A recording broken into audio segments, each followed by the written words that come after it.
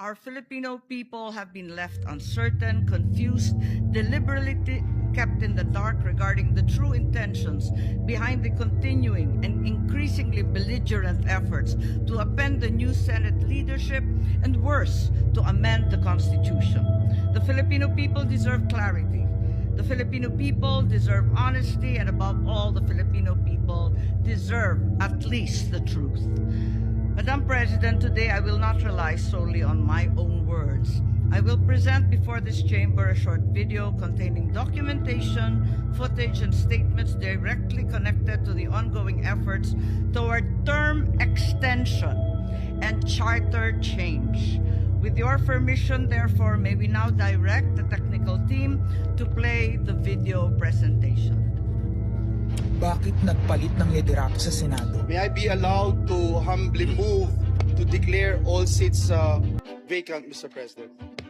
With 13 affirmative votes, 10 negative votes, and 1 abstention, the positions in all the positions in the Senate is hereby declared vacant. Bakit ito nilusog?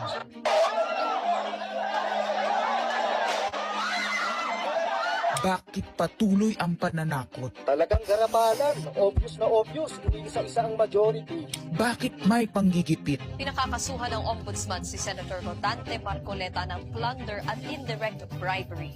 Bakit may pambabaluktot ng kwento? Nililito nila ang publiko. Ang kainan ay naganap alas 4 ng hapon. Ang barilan alas 7. Nagmamalaki nilang may nangangamusta. Si Camille Villar ang unang nag-update. Saka sila nagsiretline. Last convo, 4 p.m. Next chat, 10 p.m. Bakit may demolition job? Bakit may pait? Bakit hindi matanggap? Napakaraming bakit. At narito ang mga sagot.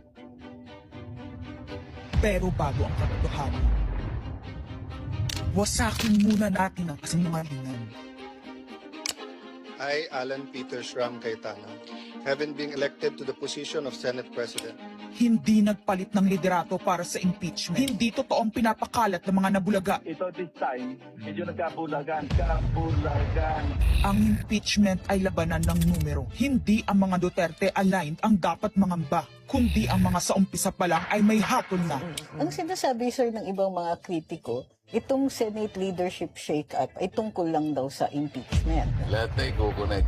As I told you, may 12 kami. Si Bato is 13.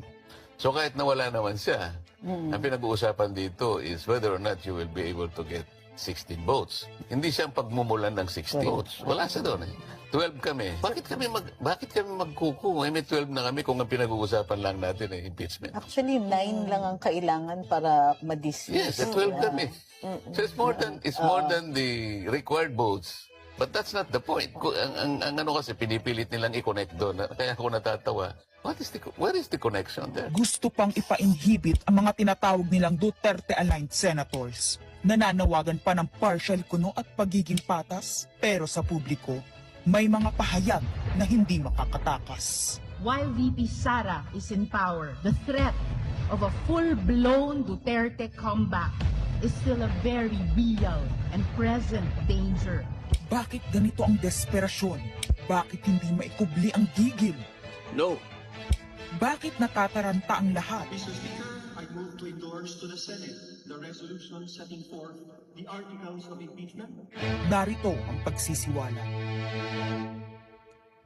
Noong April 22 sa Soler, nagkita si Tito Soto at House Speaker D para pag-usapan kung ano ang papakialaman sa 1987 Constitution habang nakaupo si Bongbong Marcos. Kasama ni House Speaker D ay si South Cotabato Congressman Ferdinand Hernandez. Kasama ni Soto ay ang dating Senate Secretary na si Mark Mendoza.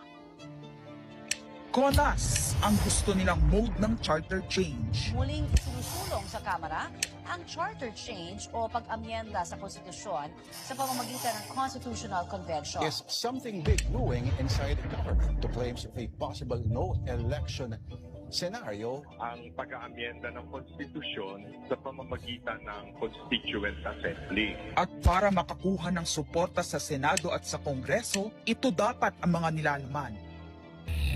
Dapat ma-extend ang termino ng mga senador at congressmen na mawawala na sa pwesto by 2028.